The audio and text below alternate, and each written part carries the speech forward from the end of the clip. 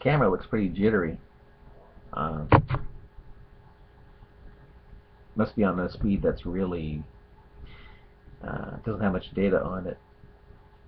Anyway, the question I have is that this is for Muslims, and the question I have is why should Allah, who hates shirk more than anything, why should Allah use the royal we? You know what I mean? Now, I've asked Muslims this question, and they don't seem to have an answer for it. They say, well, this is to show Allah respect.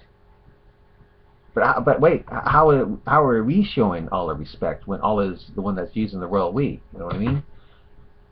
Then they say, well, actually, Allah is showing respect to himself, like a king is showing respect to himself. But I think, wait a minute here.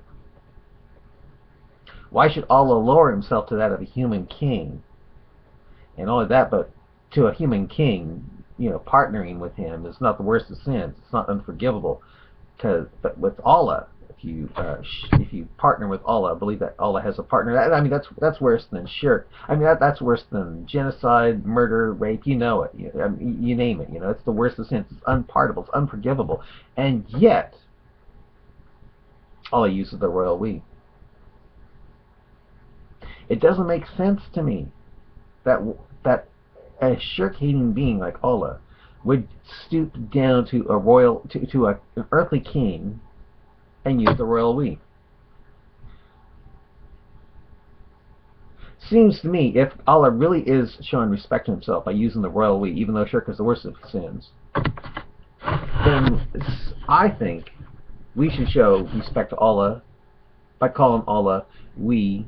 By calling Allah they, them, their, those. You know what I mean?